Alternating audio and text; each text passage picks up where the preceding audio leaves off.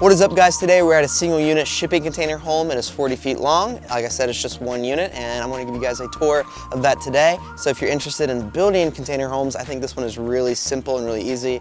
Or if you want to stay in this one specifically, you can use my link down in the description below and sign up for Airbnb, and you can save like $40 on your first stay. And I don't see how it can get any better than that. So anyways, this Airbnb is located in the mountains of North Carolina. Very great for if you want to go out and hike, if you want to go out and view things or whatever. This is a great Airbnb to stay at. So I can see on the outside of the container home, they didn't paint it. They left it the red original what it was, which I think is really cool. Still has all the numbers, adds a nice aesthetic to the home, and they added this really large front deck, which is pretty great if you're having friends over, if you're having like a party at your house. There's lots of seating area out here, or if you just want to chill out here on a nice night. There's plenty of room to do a lot of things on this deck. It's really nice, and they even added nice lights out here, and also on this left side you can see they added these boards, which I think adds a lot to the way this container home looks. So let's head inside and check out what this place is like.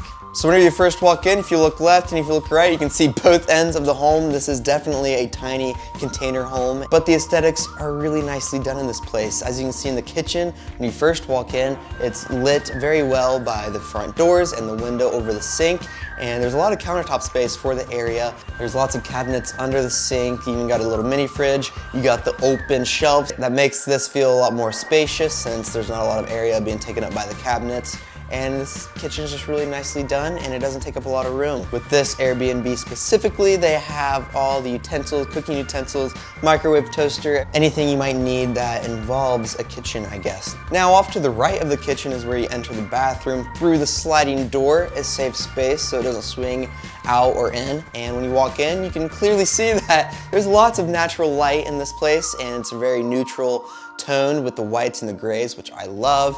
It's a huge, huge shower. You could fit, a couple of people in the shower if you wanted to. And it's just very well spaced out. You're not cramped for room in this bathroom. This bathroom honestly takes probably 1/3 of the entire container home, which is a lot of space to use up for the bathroom. This is also where a lot of the storage comes in. You can see this unit that you can hang your clothes in or put any luggage in here. You can keep your towels, you can keep everything kind of in this unit in the bathroom. And to top it off, this mirror I think is really cool. It has the button in the mirror and it lights up. I think the aesthetics of this really fit this bathroom and this minimalistic style home. Who doesn't love a spacious bathroom? Now, if we move on to the rest of the home, very minimalistic. You just have this blue couch, which adds a nice color to the whole place, and it just has 2 little side tables and a little area for the TV, and that's really about it.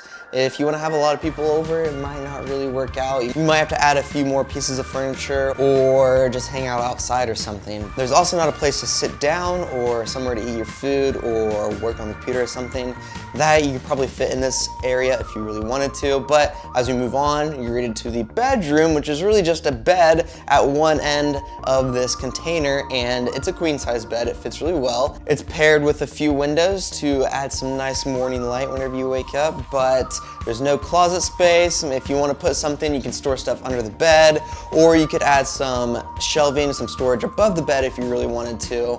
But as of right now, the way this one sits, it doesn't really have anything. If you're traveling here for the Airbnb, I would just put your stuff under the bed, or like I said before, hang your clothes in the bathroom storage area.